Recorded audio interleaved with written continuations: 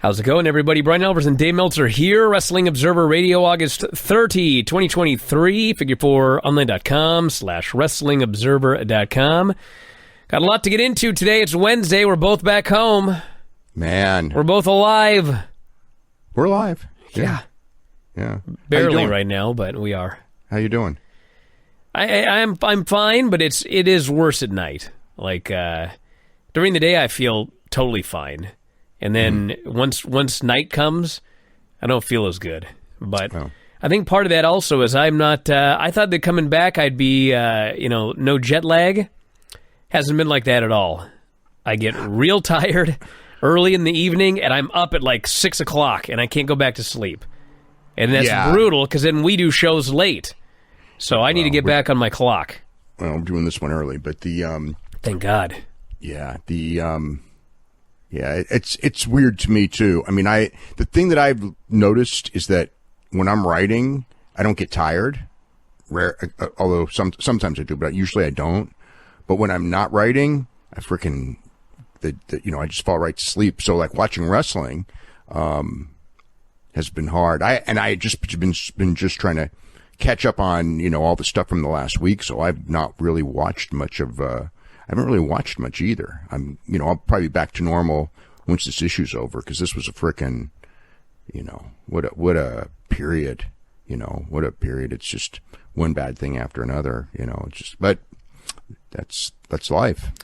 Well, I didn't watch SmackDown or Collision last week. Don't know if I'll get to them, but I watched. I didn't watch all of SmackDown, but I watched like the key stuff, I guess. Which the tribute stuff. I thought they did a great job. I was very happy. I knew they would do a good job with Bray Wyatt because, he was just active on the roster. All the guys on the company love him, and so I knew that, but I was very pleasantly surprised at how much time they devoted to Terry Funk, and the fact that they pretty much made it a show about Terry Funk and Bray Wyatt both, as opposed to just sort of doing a 3-minute video on Terry Funk and doing the whole show on Bray Wyatt. So that was cool. They did a great rating on Saturday. It was the largest.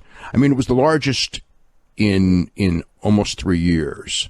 But the Christmas 2020 show, came right after an NFL game. Directly after an NFL game. So that rating, while it was large, it's kind of meaningless and not really indicative. And then the one before that, they did a number similar to this, in 2020. But if you're talking about like a number in 2020 and a number in 2023, and they're similar, when the homes are probably down, during that period, probably 18%, I would say, somewhere in that range, 17-18%. And, less people watch television anyway. It's like, a similar number. It means that the number here was even more impressive. And, SmackDown, I think, went against an NFL game. It's preseason, but it's still an NFL game. It's still NFL. So the number, it was the most, it was a super rating for SmackDown. I thought, when I saw the number, I thought, that it would be the highest rated show on network television or television period for the week. But it was not. It was the highest through Friday, but there was a Notre Dame football game on Saturday, which ended up being number one for the week, and there was one NFL preseason game that also beat it, so it was third. I would have thought it would have been. If for the first time, I thought it would have been cool if for the first time in history, and this would be the first time in history, a pro wrestling show was number one in the network ratings for an entire week. And it was the show that honored Bray Wyatt and Terry Funk. I would have thought that was kind of cool. I knew the rating would be really, really high. Those type of shows always do well, especially when, the nature of them passing away on Wednesday and Thursday and the shows on Friday. I knew the rating would be huge, and it was. But I thought that would kind of be cool, but it didn't happen. They were not first for the week, and I think there's 1 week to go. But with football, with college football and NFL preseason and everything like that, the odds of a show being first are a lot smaller going forward. And once the NFL starts, there's the lowest rated NFL game is going to be well above the highest rated pro wrestling show. So, it's not going to happen, until, sometime in 2024, if it ever happens. Well, what kind of numbers do we have for the pay-per-view? I'm waiting for tomorrow to get, more up-to-date numbers, but they're really good, especially when you consider there's a lot of factors, but I mean, they'll it will be easily the biggest of the year, which I don't think will surprise anyone, but it's possible it could be this. I don't think it will be the biggest of all time. I don't say it's not impossible, because there could be a lot of late buys, but where did you go? I'm talking to an empty chair. Anyway, I will wait for him to return. And hey, how you doing? I went like this to keep going. I had to go get something to blow my nose with. Continue on. Yeah.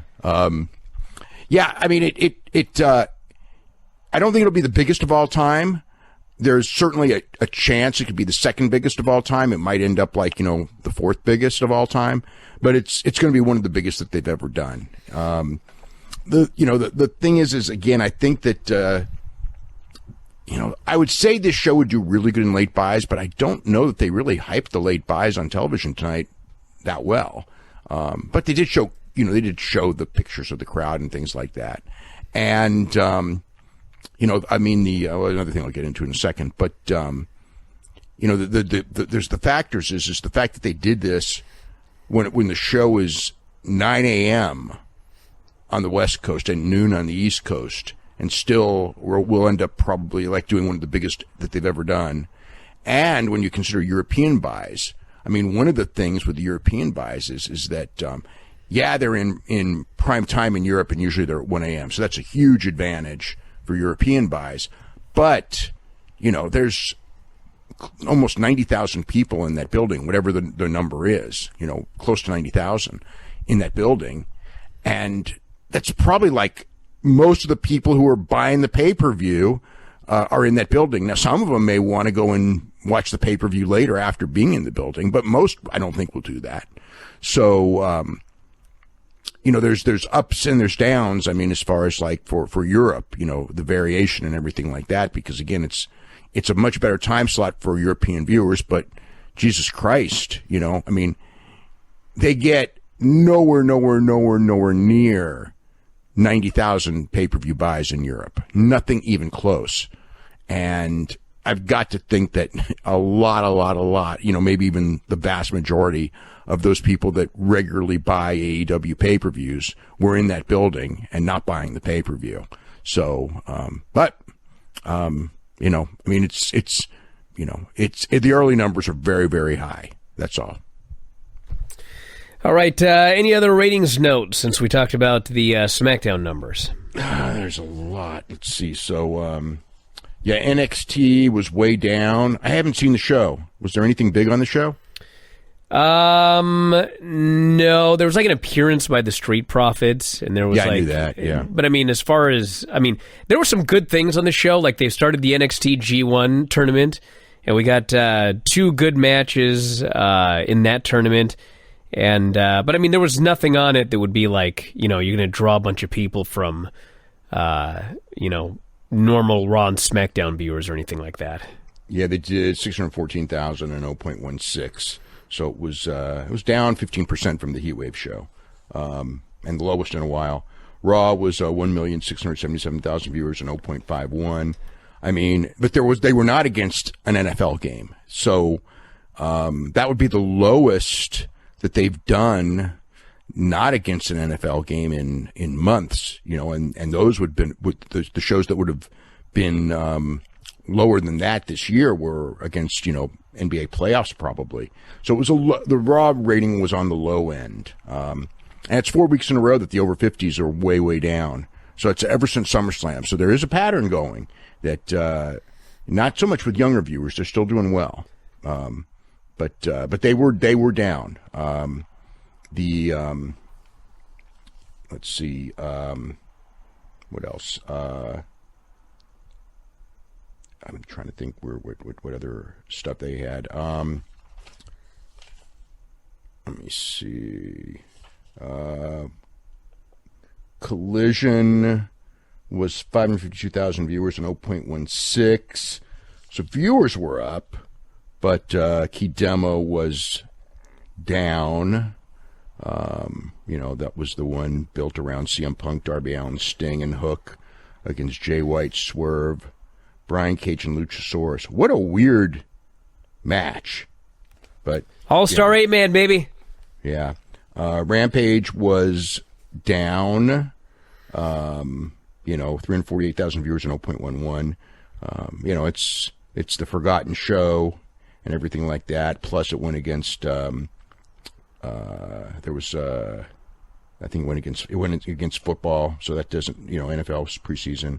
The SmackDown show, the number was 2,687,000 viewers and an 0.78. Now, the peak, there was one of the Roman Reigns angles that peaked higher than anything on this. But, they had the big number to open with the Bray Wyatt video and all that. And the Funk video did pick it up as well. It was that quarter was 2.7 million viewers and 1,047,000 viewers and 18 to 49. So it was not like, he was certainly part of this thing. And, so giant number for SmackDown. But, it's not really, that number's not reflective of the product. It was just reflective of, the news of the week. And that was going to cause curiosity, and those type of shows. The tribute shows always are up, and so this was no exception. Well, on the subject of old CM Punk, he's at Cauliflower Alley. The banquet's tonight, and they're giving him the Mike Mazurki Award, which is their but award. Yep, and he's I know he's going to Terry Funk's funeral on Friday, which I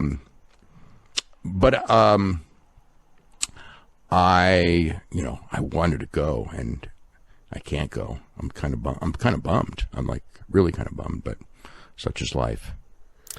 Well, he has been suspended, as has been Jack Perry, and they're both off of the All Out show. CM Punk was going to wrestle Ricky Starks. That is off, and I don't know what Jungle Boy was going to do. Actually, I don't either. If anything. This is certainly teased. Outright teased that Ricky Starks is going to wrestle Ricky Steamboat in a strap match. Yeah, they basically said that on Collision he's going to call him out for a strap match. Yeah, my gut is that it probably won't happen, and that somebody will probably be in that position. I don't know who it would be. When I look at guys, Adam Page has nothing on the show, so it's if there's a fill-in, that would be a guy. There's probably other guys, but that's it's. I'll tell you what, man. They got a pay-per-view on Sunday, and they do have 8 matches. So they have matches, but boy, are they out of nowhere. And the one that is just unbelievable. Well, we'll talk about it later. But it's the ROH Tag Team title match. Well, I will say this. Normally, we wait to do spoilers till the end of the show. But in this instance, I'll just tell you all right now, this is going to be spoilers for Rampage, because we have to talk about this card. And the show is Sunday. And so that's your warning. So here we go. This is the lineup, okay? MJF and Adam Cole are defending the Ring of Honor Tag Team titles against John Silver and Alex Reynolds. Yes. I have no words for that. Now, they may very well have a good match, but my God, Max in a pay-per-view against Alex Reynolds and John Silver. Yes. It blows my mind. That's all I'll say. Well, here is the, let's look at the whole lineup here, and then we can talk about it as a whole. We got Luchasaurus Darby Allin for the TNT title. We knew about that. Miro and Powerhouse Hobbs. Yeah, which they did. They've been building that up for weeks. They even did an angle in London for them. Yeah, which was before the show. Which is kind of funny. You're doing a pay-per-view angle. before like even the pre-show starts. But, and no one in the United States is seeing the angle, but they did, I guess the European fans saw it. There's probably more, there were a lot of viewers in that audience, but my God, but I'm sure that they'll do something with that on Saturday. Got Chris Statlander versus Ruby Soho for the TBS title, which is a match, and it's it's a match. Got Kenny Omega and Takeshita in a singles match. So they were going to do stuff to build that up tonight, but because of the hurricane, Kenny Omega didn't make it. A lot of the Florida people, tonight's show was totally redone at the last minute because Saraya and Swerve were pulled from the show for illness reasons, and I know a bunch of the Florida guys, including Omega, because of the hurricane, couldn't get out of Florida to come to Chicago. I know Jericho obviously was there. I know that there was concern about Jericho not being there, but he was there. So that was one of the reasons why the show, it seemed thrown together because it was thrown together. We got the Omega Takeshita match. We got Bullet Club Gold, Austin, Colton, Jay White, and Juice against Cash, Dax, and the Young Bucks. I mean, they did. Which, if you remember at the pay-per-view, the Bucks were offered a handshake and they walked out on him. And so they shot an angle on the show where FTR basically said, why didn't you shake our hands? And the answer was, heat of the moment. that was it. And now they're going to team up together and face Bullet Club Gold. Well, I mean, action-wise, that should be a good match. But again, that's to me, that's like a TV match more than a pay-per-view match. You got the tag champs. It'd be better on the pay-per-view to me to have do a three-way. You could do FTR, Bucks, and Jay and Juice. Because FTR and the Bucks, you could do that, and even a four-way if you put the guns in, although that waters the match down. And there'd be more interest in that than this 8-man tag. I know the uniqueness of FTR and the Bucks teaming up is there, and it's a bridge to go somewhere in the sense that they could probably not get along and do another match, on another pay-per-view, and that makes sense. But to me, that should be on, if you're going to do it that way, that should be on TV. The pay-per-view should have a tag title match, especially this pay-per-view. When you're trying to get people to buy, a second pay-per-view a week after the biggest show in company history, not having the tag team titles on the line and having, the Young Bucks in this kind of a match as well. It's not, I'm just surprised. Then we've got Samoa Joe, Shane Taylor, and for those of you unaware, by the way, to explain this, they did do a multi-week tournament on Ring of Honor on Honor Club, where Shane Taylor, Serpentico, Daniels, JD Drake, Tony Nese, Cheeseburger, Gravity, and Anthony Henry were all in a tournament. Shane Taylor beat Gravity in the finals, and that's why he is in storyline getting the shot against Samoa Joe. Now, if you have not been watching Ring of Honor Club television, you would have no idea of any of this. It just came out of nowhere here tonight. And they didn't explain it. No. And they'll probably have a good match. But yeah, to most people, Shane Taylor hasn't even been on television. So it's like it's a cold match for a pay-per-view. Then we got Eddie Kingston and Shibata versus Claudio and Wheeler, a tag team match. Which again, that should be a good match. This feels like a glorified edition of Dynamite. Is what it feels like. It feels like a Ring of Honor pay-per-view. Can do a Ring of Honor pay-per-view. Now, here's the thing about the pay-per-view. But Claudio's not even defending the title, so I can't even say that. The world title, the ROH world title, none of these are being defended on the show. The Ring of Honor tag team title. The tag team title is. But the big question here is, what is the main event? And I think there are two options, and that is either Omega and Takeshita or Orange Cassidy and Jon Moxley. And given that Omega and Takeshita has no title on the line, and especially after you watch the last 10 minutes of the show tonight, I think that Moxley and Orange Cassidy should headline this pay-per-view. Yeah. I wouldn't I mean, Orange Cassidy did a great promo. So, and I mean, his title reign has been long, and I expect a title change. No one's told me. I think that's kind of the thing is if you are buying All Out, it is possible that you will see a historic moment, which is the end of Orange Cassidy's title reign. I don't know if they're going to do it, but you certainly, if you buy the pay-per-view, you could get that.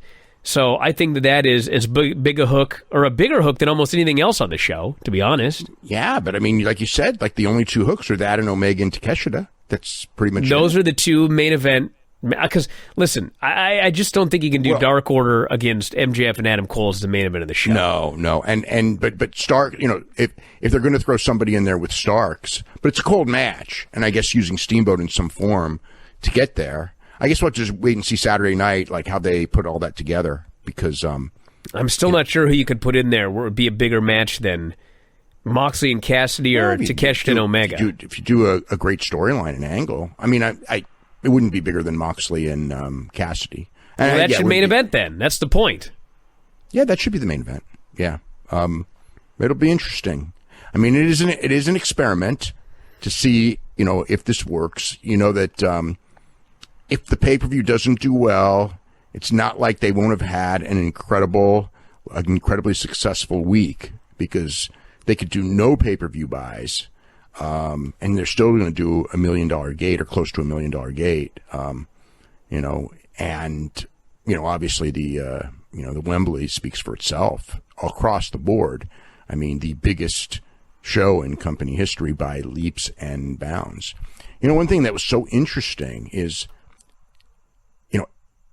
they keep pushing the 81,000 number, and it's like, if you're, talking about every wrestling show in history, it's like nobody ever pushes the paid number. I get that they wanted to mention it because they legitimately set a record for paid attendance for pro wrestling.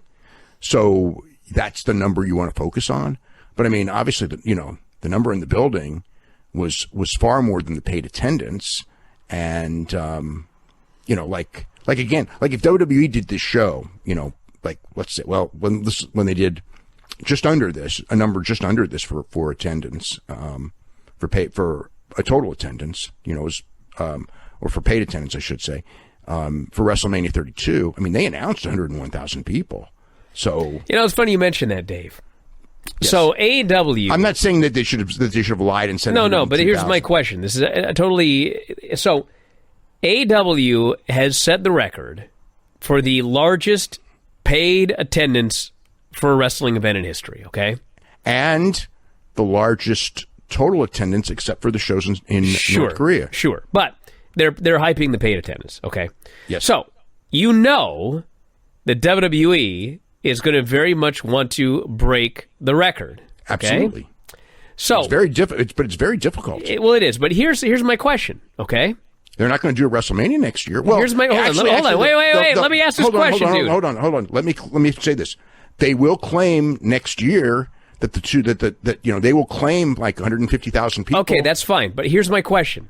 Yes. They have already announced for a show, a lie, by the way, over 100,000 in attendance for WrestleMania. Right. Okay. WrestleMania 32. Okay. Yeah. 101,763. But the actual record, yes, has been set by AEW. Yes. So what are they going to do here? Like they're going to fit 83,000 people paid into some building and then say we have now set the new record of 83,000. No, they're not going to say. Or they're like, well, wait a second, you already said 100,000 at one year. No, they will never. Will they set the record and then say, well, it's actually 104,000 bigger than AT&T? Okay, so here's the deal. What's the deal? Well, What's the point of breaking the record if you've already lied about a record that's over 100,000? Okay, well, here's the situation when it comes to that. WWE never, ever announces paid attendance. I mean, we get it, you know what I mean? But they never announce it. It is always, and every company does. I mean, it's like, when WCW did the Hogan Goldberg, the number that they announced. I mean, they had 5,000 comps that night with the Hogan Goldberg. They didn't announce 36,000. They announced 41,000. So, I mean, in the history of wrestling, you always announced, you either announce the total attendance or you just outright lie and announce like a fake number that's more than the total attendance.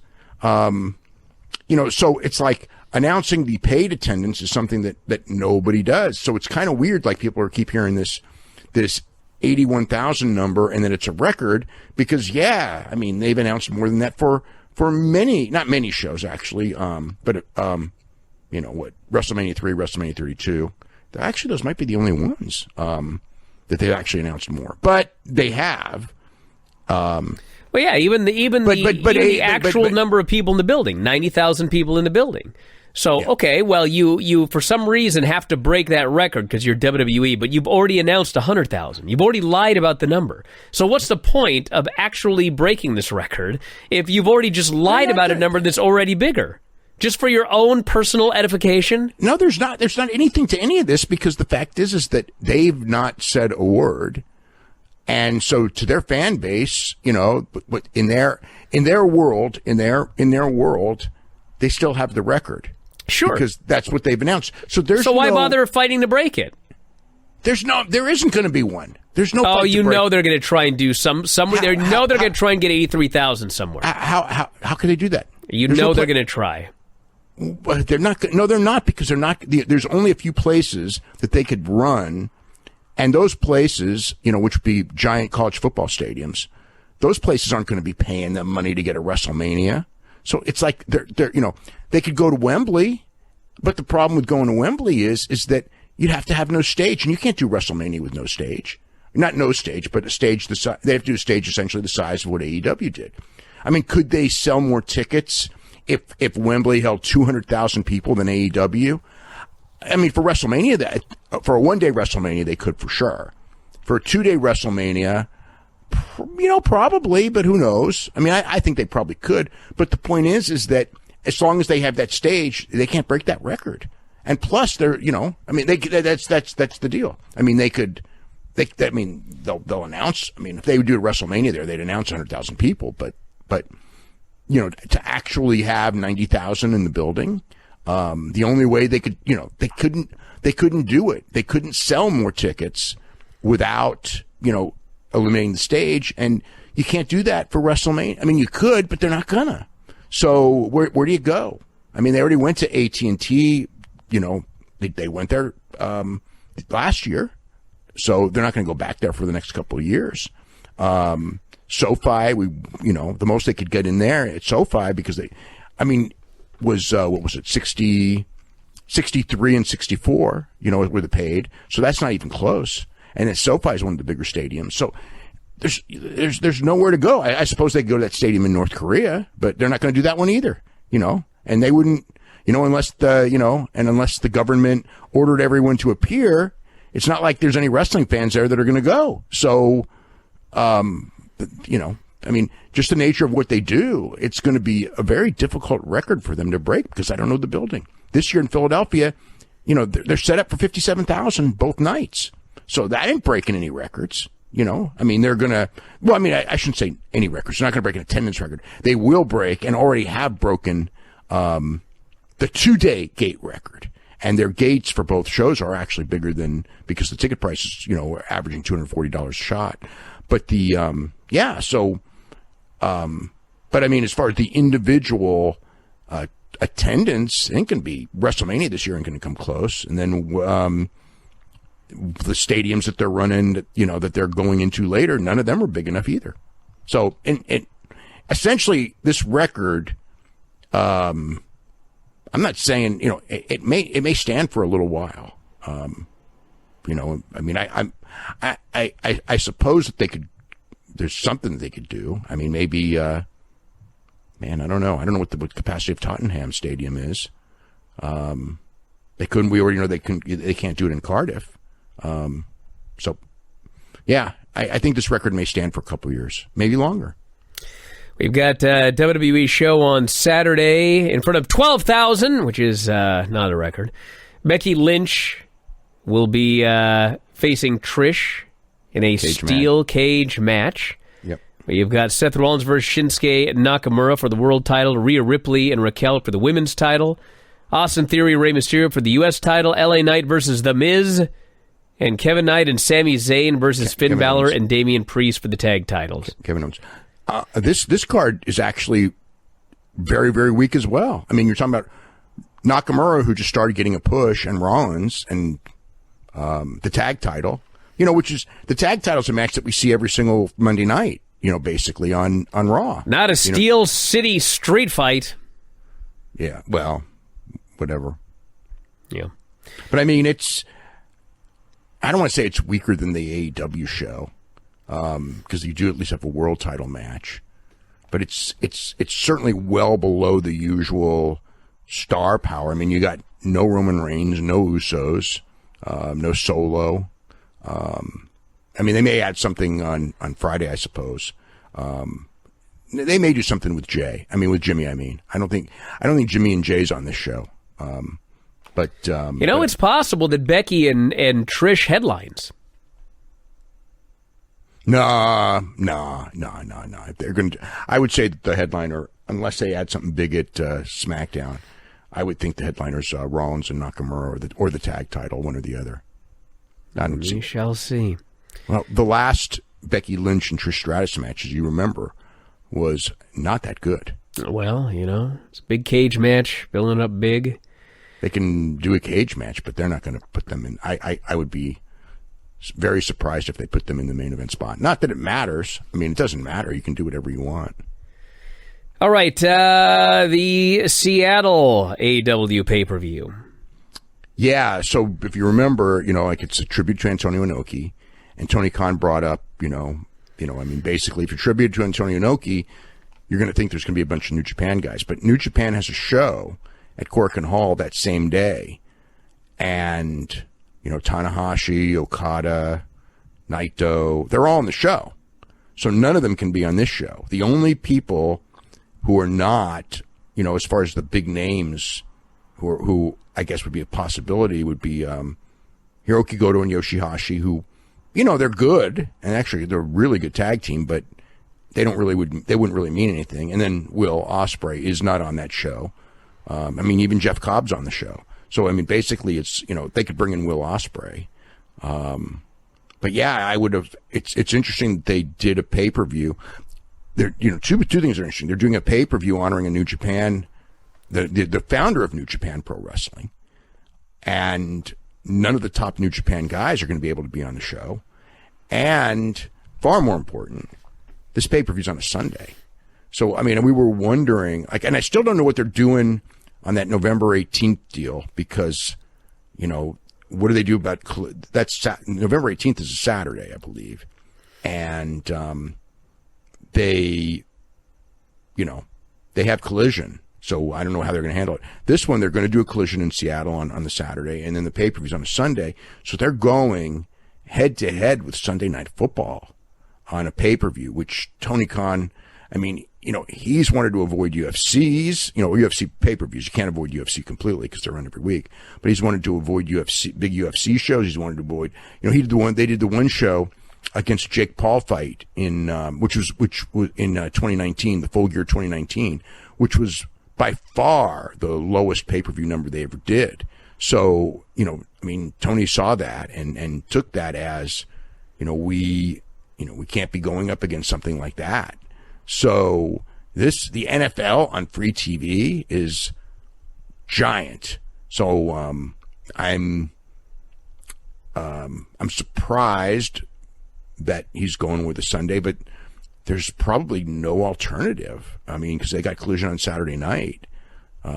So, and so that's the basic situation. But yeah, I usually in the fall, he likes to go on Saturdays to avoid the NFL.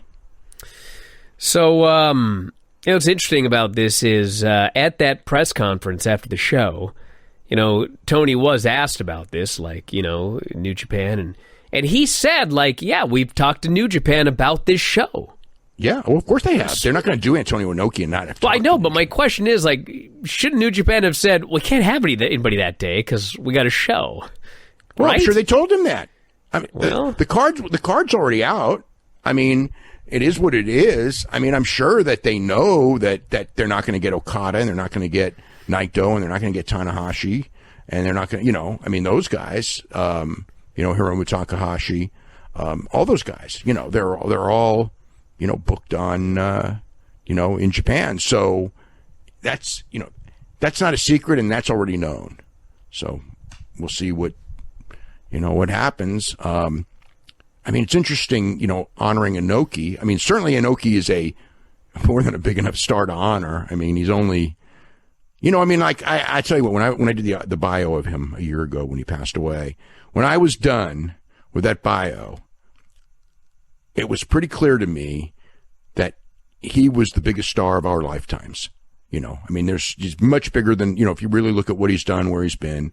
He didn't draw more people than Hogan, but he was a bigger, more influential star than Hogan, worldwide. I mean, but he's not that well known in the United States. I mean, it's like he's an icon in Japan, he's an icon in Pakistan, he's an icon in other countries as well, but Korea, but not the United States. I mean, it's but I mean, whatever. I mean, Tony Khan is a big New Japan fan, and Antonio Inoki is a giant in the industry, and wanting to honor him on a big show. I think that's great. That's wonderful. All right, the Dynamite show opened up with Moxley and Commander, and this whole show, by the way, I mean, up and down the show, it was like they had two matches announced. Actually, they had one match announced this afternoon. And then, as we talked about earlier, there were issues with people being sick. There were issues with travel. And so, pretty much everybody just got to the building and had to scramble to get going with whatever they were doing. And these two had a good match, but it was very simple. I mean, it was just, Moxley beat him up and then gave Commander some high spots and sold big for him. And finally elbowed him to death, put him in the choke. Commander wouldn't submit, and so Moxley transitioned from a choke to an armbar, submitted him, and fun match, fun opener. Yeah, it was good. It was good stuff. And then Orange Cassidy did a promo saying that he's going to face Penta tonight. If he wins, he's facing Moxley at the pay-per-view, and he's going to show him why he's not the same guy that started 4 years ago. Then we had the Young Bucks segment with FTR, where they're all upset, and Dax came in and said, "We offer respect what happened," and they eventually shake hands, and then Bullet Club Gold walks in, and they say, "This is the winner's dressing room. Nick and Matt, you guys are losers. You got to get out of here." So they banter back and forth, agree to an 8-man tag it all out, and it is official. We had a Tony Storm promo. Lots of promos here on the show. Lots of promos. Boy, yes. I know. I will say I really like Tony Storm's character. At least it's unique. It is. She has been great. Yeah. She's come up, or someone's come up with for her a unique character, and she's playing it real well. And so good for her. Said she was happy for Saraya, but Saraya went off script. Now she's here. She's got no title. Did she say? There's a script? Yeah. She said she went off script, and also that it all went tits up. She did say that. Said she never trusted Britt Baker, couldn't trust Saraya or Shida. Rambled her way off screen, threw a shoe. Poor Renee. She does that in every promo now. Yes. So Saraya was sick.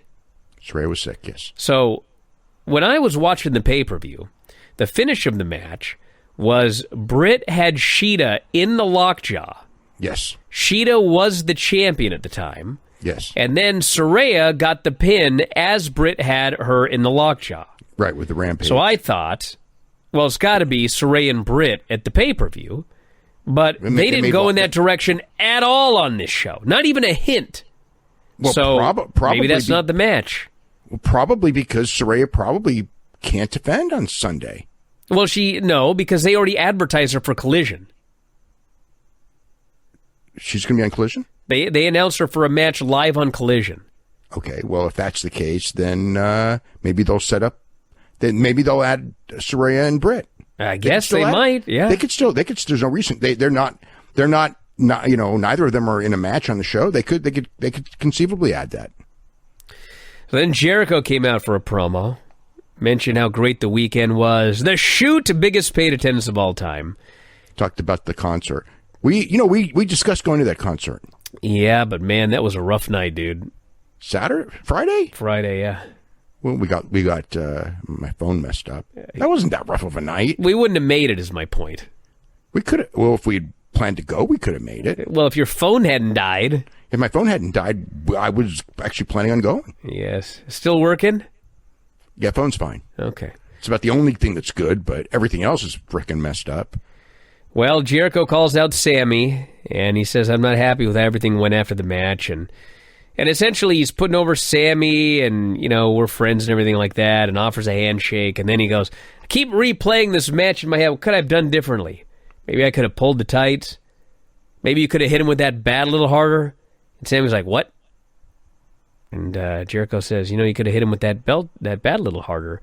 So now Sammy's kind of upset. Fans chant, you fucked up at Jericho. And Sammy said, maybe you could have hit him harder with that Judas effect. And Jericho says, well, sometimes I ask you to do things that turn out the way I envisioned it. Sammy says, listen, I left my pregnant wife in Florida to come and help you at this pay-per-view. And Jericho said, well, you know what? There's a lot of people that would have loved to have been on this pay-per-view and weren't. And Sammy says, well, if I wasn't so worried about having your back, maybe I would have wrestled in the pay-per-view. Jericho says, well, if you take my advice, maybe next year you will wrestle in the pay-per-view. And Sammy says, well, maybe if I follow your advice, I don't want to lose on the biggest show of all time. And Jericho says, well, if you follow my advice, maybe you'll wrestle MJF next time and you won't lose like you did last time. So they're getting all upset, and finally Jericho says, listen, we've been together since day one. Why don't we do what we were meant to do, and that is start our road to the AEW Tag Team Championships. And he says, what do you say? And Sammy thought about it, shook his hand, hugged him. So they're going after the tag titles, but all is not smooth with Jericho and Sammy. Well, that's good. That's good. FTR against Jericho and Sammy. Yeah, that's a solid match. We got Eddie Kingston versus Wheeler Yuta for the New Japan Strong Openweight title. Good match. Wheeler's chest just chopped all to hell. Eddie hit a tope, did the fighting spirit spot, half and half suplex, and finally Eddie hits 2 back fists for the pin. It was enjoyable violence. Then we had an MJF Cole discussion backstage where MJF basically repeated the same stuff that he said at the press conference. Adam Cole almost broke my neck, made me wrestle more in 2 months than I've done in my entire career. That Mark Tony Khan told me there's a battle royal on Rampage to determine who faces for the Ring of Honor tag titles at All Out. And then there's another tournament to determine who I face for the AEW title, a Grand Slam. Yeah, so they'll announce. They didn't announce who's in the tournament, but not yet. The tournament starts next week. He says, I need a break. I'm going to Paris, and I'll meet you in Chicago. And then he went to Paris. Yeah. So he was not on the show here today. But I guess, yeah, they've announced a match for the pay-per-view. Sammy promo with Renee. Don walks up and tries to be all slimy. This despicable creep. And Sammy told him to get lost. Then we had a long segment with Adam Cole. So Adam Cole comes out and talks about how he hopes to get another shot at the title someday. And he says, Max, he's not in great shape. His neck's banged up. But he will be here Sunday at All Out, ready to go. And so then out comes Roddy and the Kingdom.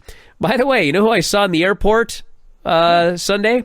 Roderick Strong. Yeah, he was walking through the airport with his neck brace on. Well, good for him. It was amazing. Yes. A lot of guys do that. I know, but man. Not everyone, but a lot of guys do that. He must be walking all over town everywhere with that thing on. Well, in London, I'm sure he was. But he says, man, you care more about Max's neck than you do about my neck.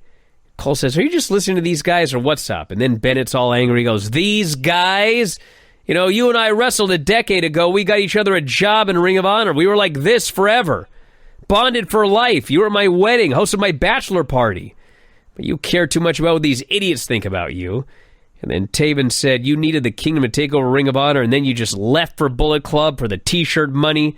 Then you left for Florida, surrounded yourself with all of our friends to help you. You're a liar and a leech, and you're latching on to MJF. Cole says, if you feel that way, I'm sorry, but Listen, Max isn't just my friend, he's my best friend. Now Roddy's furious. And he says, you know what? I'm entering that Grand Slam tournament. I'm going to win, and I'm going to do what you couldn't do, and that's beat MJF for the AEW title. And if you were my friend, you'd be rooting for me. And Cole says, dude, that's a horrible idea. You're not in any condition to wrestle. Look at your neck. And Roderick says, look at you now trying to care about me. I don't need a roll-up diamond ring. I don't even need a neck. I'm going to win that match decisively because I'm a wrestling legend. And the heels leave, and Adam Cole's all sad. So Roderick Strong is in this tournament with a neck brace on. Yeah.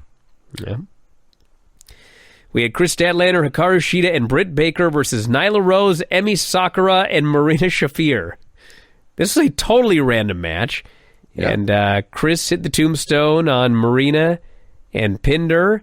And then Ruby hit the ring and clobbered Chris with the TBS title. And really the only thing they did was one spot where Britt accidentally kicked Shida. So maybe they're wrestling. I don't even know. But that's what they did here in this match. Britt and Shida doesn't make sense. Well, I suppose you could do it. I mean, you could do that with the winner getting Saraya.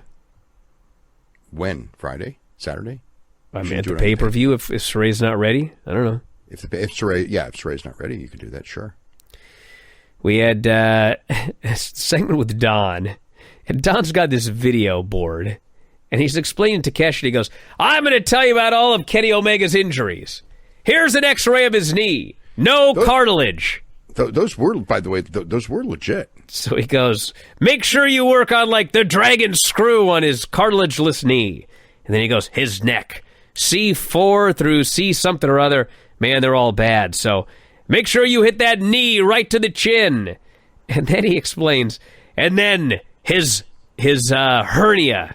He has an x-ray of his belly. He goes, this is where his hernia was restored. So make sure you hit that blue thunder bomb. That'll work the hernia. I was dying. On the right side. Don explaining all of this to this guy. Yeah.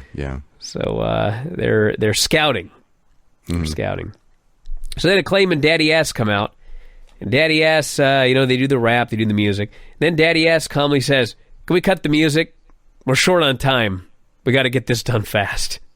And so, long story short, they're back, and they have new tag team title belts. Yeah, they're pink. They are now trios pink. Titles. Yep. Trios title belts, yeah. The highlight of the show was when they proclaimed this was the House of Ass, and under his breath, Excalibur goes, that's where MJF is in Amsterdam. Died. That is hilarious. So they got new belts, and they announced that they will defend the trios titles on Collision. Then the main event was Orange Cassidy Penta International title.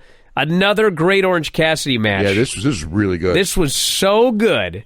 And the big spot at the end, which I'm sure everyone's going to make fun of on Twitter because they're idiots, it was Orange hit the Destroyer. Penta jumps up, hits the Destroyer. Orange hits a third Destroyer.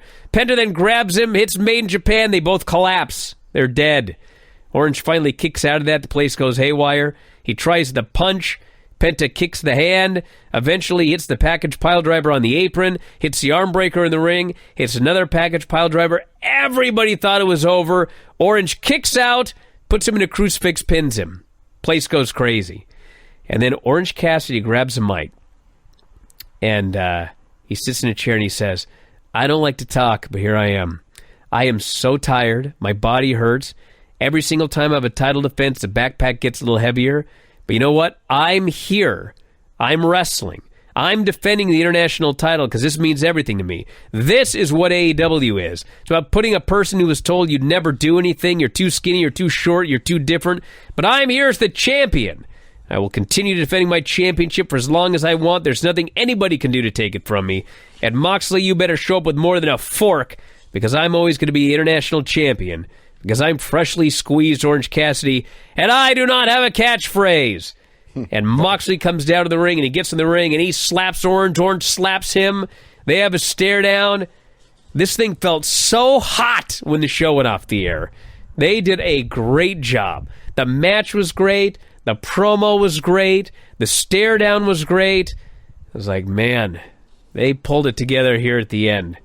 And this Moxley, every time shit goes down, every time, He's the guy that's there to try and get this train back on the rails. So, it was a great segment. Yep. Orange Cassidy was really good. And then we had the NXT show. You didn't see the show, huh? Nope. You called me early because you're sick. I did, thank God. Well, I'll tell you about it, then we'll do Rampage. So we had the Creed brothers and Dyad in a cage match, where if the Creed brothers win, they are reinstated. So you know how we just talk about how, God, these cage matches, like, people always get in, get out, kill the gimmick and everything like that? Well, they killed the gimmick in this match, but if you're going to do it, this was so well done. Because the Creed brothers come out, and Brutus gets attacked by all the masked guys. And they beat him up and they drag him backstage. And Julius gets thrown in the cage and he's locked in. So it's 2-on-1. And they have to win to be reinstated. So he runs wild for a little while and he has a couple of cool spots. But then they just start beating his ass and they're beating him and they're beating him. And then all of a sudden Brutus starts storming out from backstage. And the people start cheering. And then he starts running around ringside and he lariats this masked guy. He lariats this other masked guy. He's laying him out. And then finally, they all gather together because they're going to stop him once and for all. And he just flies at this. There's 8 or 9 of the guys. He just runs straight at him and they all just leap in the air and explode as he runs them over. Place is going crazy. Then he stomps up the stairs and he tears the cage door off. He gets into the cage with the door. He starts pounding on the Dyad with the cage door. And then him and his brother double team him. They hit their finish. They pin him. They get reinstated. It was so well done for a gimmick where you totally killed the stipulation of a cage match. But the Creeds are back. That was that. They announced the Heritage Cup tournament is the G1. 2 blocks. Winner gets 2 points, draws 1 point, losses 0 points. 12-minute time limit. And it is Butch, Charlie Dempsey, Tyler Bate, Axiom, Nathan Frazier, Joe Coffey, Akira Tozawa, and Duke Hudson. The final, September 26th. Winner faces Noam Dar for the Heritage Cup at No Mercy. We had a segment where the Street Profits showed up backstage and kind of teased doing a match with Tony D and Stax. And they didn't announce it, though. Then we had the first Heritage Cup match, which was Charlie Dempsey and Butch. And they had a good match. And Pete finally snapped the fingers, hit the bitter end, won 2 points, and moves on in the tournament. Had a Dragon Lee promo where he wants a match with Dom, and because he beat him in the mixed tag. And Ali showed up. And he said, you know what? You've actually faced him once, and he beat you. So I actually should get a shot at the title this time. And that led to a segment later where Dominic basically said, Dragon Lee, you and Ali face off. I will face the winner. So that appears to be what they're doing. Ilya Dragunov hit the ring and talked about the match with Trick Williams, put over Trick big. And then Noam Dar and his crew appear on the stage. They have not gone to California yet. And they're making fun of Ilya, and he threatens to go up there and beat their asses. And finally, Noam says, no. Listen, you want to fight? Let's make it official. Next week, we're going to give the people what they want. And Oro Mensah jumps in and says he wants Ilya. So it is Ilya and Oro Mensah next week on NXT. Lola Vice, Elektra Lopez versus Kalani Jordan and Dana Brooke. Fans love Lola Vice. She's a heel, but they sit there and just chant her name the entire time. And they go hardcore country?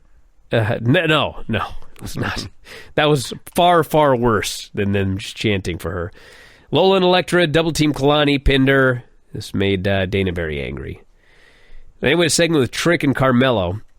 And basically, Carmelo beat Ilya, but it was after Ilya tried the dive and he hit Trick Williams and bonked his head on the belt. And so Carmelo, it's like he feels as an asterisk on his reign. And so he goes to Trick and he's like, dude, I just need to know, do you think that I can beat Ilya all on my own without any help? And Trick says, I don't think. And before he can finish, Carmelo says, that's all I need to hear. And he storms out. And then after he leaves, Trick says, I don't think you can. I know you can. So they're building up to Carmelo and Ilya in a rematch, which was kind of what they did at the end of the show. Eddie Thorpe and Dijak. Dijak ended up outside, used a loaded fist behind the referee's back, got the pin, and it was good while it lasted, but it was only a couple of minutes. We had a Corbin segment, ran into Braun Breaker, and Braun says, "You need to thank me for saving your ass last week." Corbin says, "I didn't need help." And Braun says, "I'm going to end Wagner's fairy tale next week, and you better not get involved in that match." Corbin says, "I don't even care about what you're doing, but don't get yourself put through a table." So it looks like they're building to a three-way there. Had another segment with Los Lotharios. So they're both sleeping, and they wake up with giant cuts on them. How'd that happen? Apparently, their grandfather came to them in a dream and scratched the hell out of them. So anyway, they agree that he's looking over them. That sounds like Hulk Hogan Ultimate Warrior stuff in WCW. Well, yeah, it was kind of like that. And they said Grandpa was a great luchador, a great man. They tore up all of the Los Lotharios gear. And whatever they're doing now, they will return to NXT next week with their new gimmick. Yep. And I guess the Garzas. idea is them to no longer be Los Lotharios. Yes. Then we had Nathan Frazier, Joe Coffey, Heritage Cup match. This match was very good, but Nathan Frazier almost killed himself because he was doing the deal where he hits the ropes at about 100 miles an hour. And you know the deal where you try and hit the ropes and you miss and you snap your head underneath?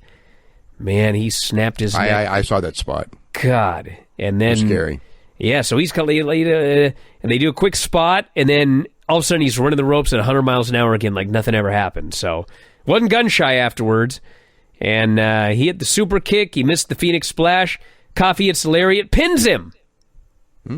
So they gave Frazier, who one would presume is the favorite, an early loss in this G1. Sure. So that he can come back later on in the tournament. Did a segment with Duke Hudson and Andre Chase. The storyline now is that Thea Hale is a rebellious teenager hanging out with the wrong crowd. She skipped class, and she's going to go out shopping or something with J.C. Jane. Oh, man. We had, this segment was ridiculous. So Miles Bourne is the lackey of Gulak and his crew. Yeah. So he's cleaning the ring or whatever, and Fallon Henley shows up, and she says, you don't need to be treated like this. In fact, my boys are looking for a teammate to face Gulak's crew. And so Miles Bourne agrees to be their partner to face his own trainers. That was a bad idea there, Miles. Tyler Bate promo. He challenges Daba Kato for next week in advance of his Heritage Cup tournament match. That sounds horrible.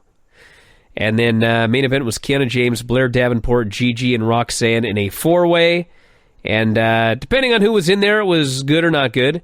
And finally, Kiana snuck in, laid out Roxanne, pinned Gigi.